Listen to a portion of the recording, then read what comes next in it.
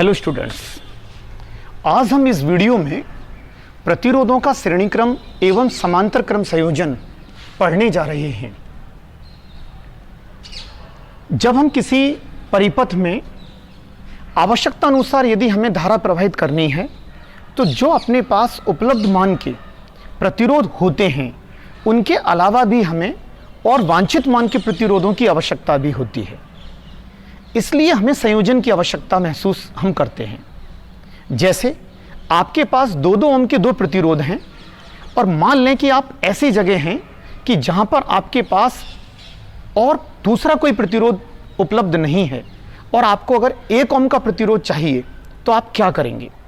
तो आप क्या करेंगे कि 2-2 ओम के प्रतिरोधों का हम एक संयोजन करेंगे और उस संयोजन के पश्चात अब कौन सा संयोजन करेंगे वो अभी हम इस वीडियो में पढ़ते हैं। तो आपको 1 ओम का प्रतिरोध भी प्राप्त हो जाएगा। क्योंकि मैं आपको बतला दूं कि जब हम किसी भी विद्युत प्रतिरोध में के माध्यम से धारा प्रवाहित करते हैं तो धारा के मान प्रतिरोध के अनुसार बदल जाते हैं। वो आपको अच्छे से पता ही है, क्योंकि प्रतिरोध का मान जब ज़्यादा होता है तो विद्युत धारा का मान कम होता है। ठीक है, अब हम पढ़ते हैं पहला श्रेणी क्रम संयोजन। श्रेणी क्रम संयोजन, प्रतिरोधों का श्रेणी क्रम संयोजन। श्रेणी क्रम संयोजन। श्रेणी क्रम संयोजन के लिए पहले हम एक परिपथ चित्र बनाते हैं।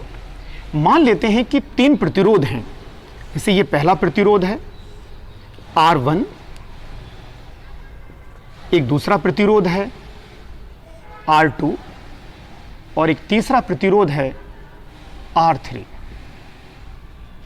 ये तीनों प्रतिरोध श्रेणी क्रम में संयोजित हैं, अर्थात पहले प्रतिरोध का दूसरा सिरा दूसरे प्रतिरोध के पहले सिरे से संयोजित है और दूसरे प्रतिरोध का दूसरा सिरा तीसरे प्रतिरोध के पहले सिरे से संयोजित है। तो यही सीक्वेंस आगे चल रहा है। तो इसी को हम क्या कहते हैं? श्रेणी क्रम संयोजन कहते हैं। या धारा के अनुसार अगर हम इसकी परिभाषा देखें तो श्रेणी क्रम संयोजन वह संयोजन है जिसके अंदर प्रत्येक विद्युत परिपथ में विद्युत धारा नियत रहती है। यानी कि यहाँ पे एक V वोल्ट की बैटरी, यानी कि हमने V वोल्ट की बैटरी को ये R1, R2 और R3 तीनों प्रतिरोधों से परस्पर जोड़ दिया। ठीक है, तो बिंदु A और बिंदु B, ये C और D हमने इसको मान लिया। तो A और B के बीच में जो कुल विभवांतर है वो कितना है? V है।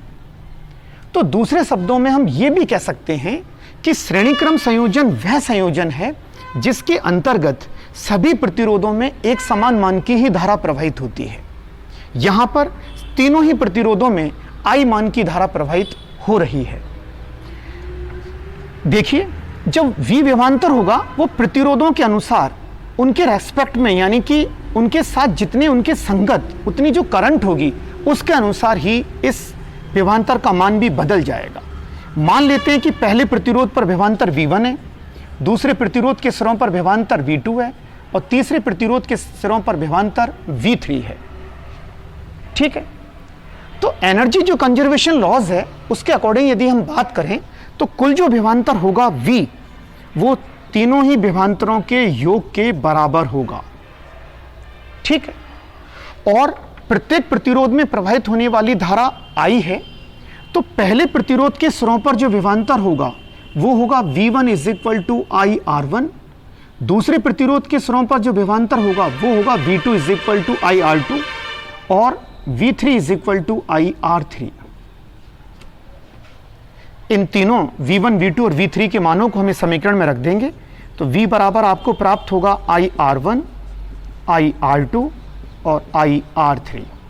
आपने कॉमन ले लिया I को, तो ये हो गया आपका R1 + R2 + R3। मान लेते हैं कि जो ये पूरा संयोजन है, इस संयोजन का तुल्य प्रतिरोध R इक्विवेलेंट है, जिसे हम क्या कह सकते हैं? R तुल्य।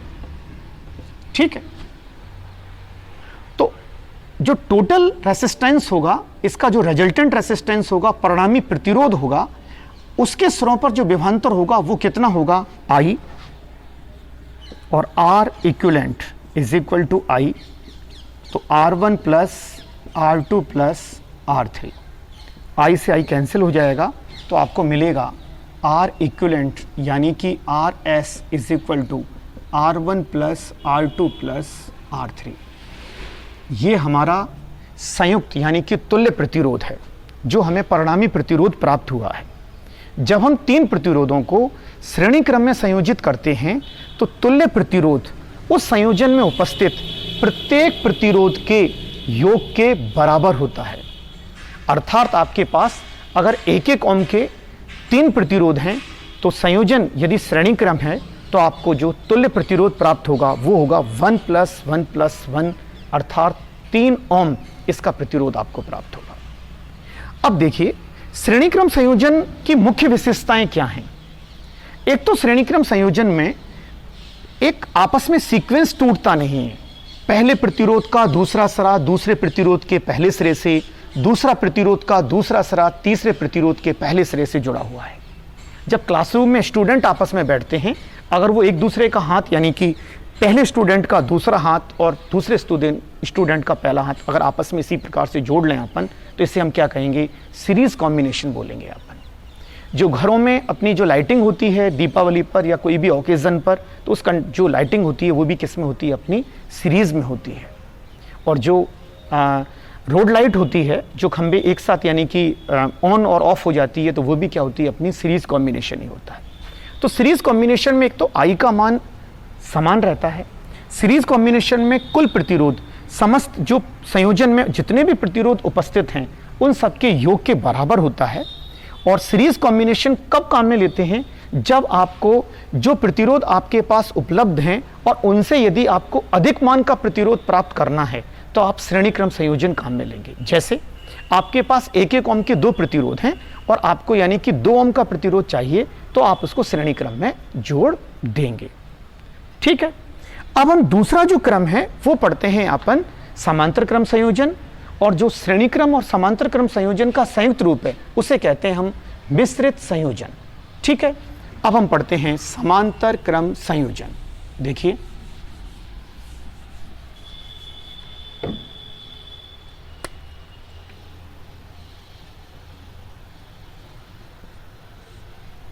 समांतर क्रम संयोजन। समांतर क्रम संयोजन में क्या होता है कि मान लेते हैं हम, अभी मान लें पहले कि 3 प्रतिरोध हैं। ये प्रतिरोध आपने R2 मान लिया, एक और प्रतिरोध है इसको आपने R1 मान लिया, और एक और प्रतिरोध है इसको आपने R3 मान लिया। ये तीनों प्रतिरोध किन्हीं 2 बिंदुओं से, संयुक्त बिंदु हैं ये A और B से परस्पर जुड़े हुए हैं। तो समांतर क्रम संयोजन वह संयोजन है जहां जितने भी प्रतिरोध उपस्थित हैं उन सबका एक सिरा, मैं पहला नहीं कह रहा हूं, मैं आपसे कह रहा हूं एक सिरा किसी एक उभयनिष्ठ बिंदु से और दूसरा सिरा किसी दूसरे उभयनिष्ठ बिंदु से जुड़ा हुआ हो, तो इस संयोजन को हम समांतर क्रम संयोजन कहते हैं। मान लें कि 3 प्रतिरोध R1, R2 और R3 समांतर क्रम में संयोजित हैं और किसी बैटरी से इनको हमने कनेक्ट कर दिया है, अर्थात इन तीनों प्रतिरोधों के सिरों पर जो विभवांतर है वो कितना है, आपका A और B के मध्य V विभवांतर आपने यहाँ पे अप्लाई किया है। तो यहाँ से जो करंट फ्लो होगी वो I फ्लो होगी, और इनके रेस्पेक्ट के अकॉर्डिंग मान लें कि पहले में I1 करंट है, दूसरे में I2 करंट है और तीसरे में I3 करंट है। तीनों ये पहले प्रतिरोध के संगत विद्युत धारा I1 है, दूसरे प्रतिरोध के संगत विद्युत धारा I2 है और तीसरे प्रतिरोध के संगत विद्युत धारा I3 है। तो जब धारा बदल रही है और प्रतिरोध भी उनके रेस्पेक्ट में समान नहीं है, तो उनके सिरों पर विभवांतर की अगर हम बात करेंगे तो यहां पर तो तीनों पर विभवांतर कैसा है, एक समान है, लेकिन धारा अलग अलग है।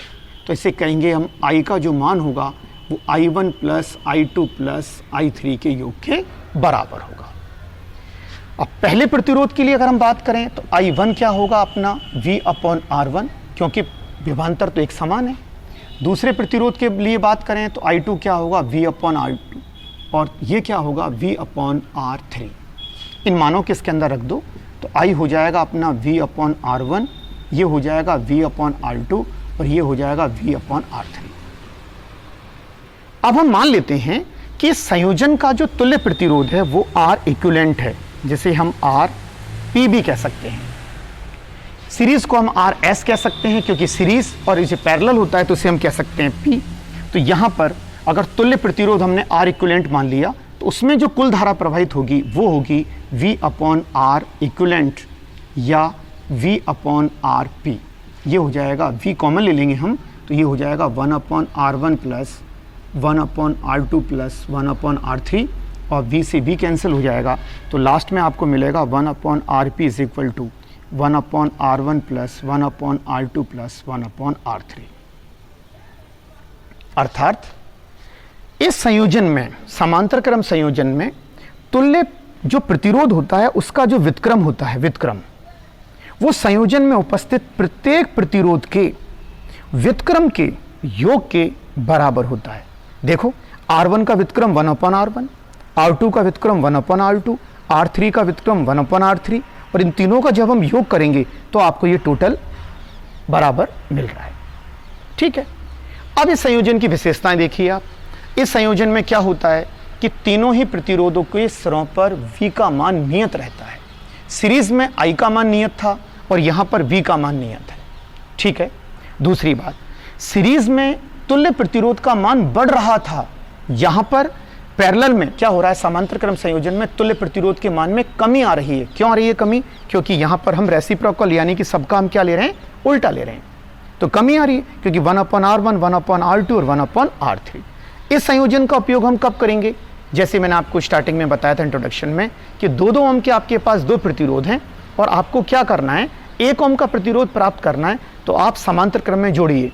तो 1/2 प्लस 1/2 क्या हो जाएगा, 1, और 1 का यदि हम उल्टा करेंगे तो आपको 1 ही मिलेगा।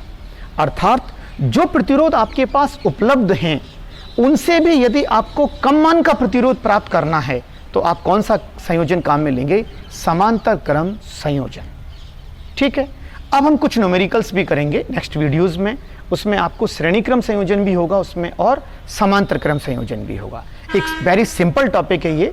श्रेणी क्रम संयोजन में आपको ये याद रखना है कि पहले प्रतिरोध का दूसरा सिरा है, फिर दूसरे प्रतिरोध का पहला सिरा है, वो आपस में क्या होने चाहिए, कनेक्ट होने चाहिए। और समांतर क्रम संयोजन में आपको ये याद रखना है कि सभी प्रतिरोधों का एक सिरा एक उभयनिष्ठ बिंदु से और दूसरा सिरा एक दूसरे उभयनिष्ठ बिंदु से जुड़ा हुआ रहता है। श्रेणी क्रम में I का मान नियत रहता है और समांतर क्रम में V का मान नियत रहता है। अगर n प्रतिरोध परस्पर जुड़े हुए हैं तो श्रेणी क्रम के लिए सूत्र हो जाएगा अपना, अगर n प्रतिरोधों को श्रेणी क्रम में जोड़ दें तो हम क्या कहेंगे, RS is equal to R1 plus R2 plus R3 plus Rn।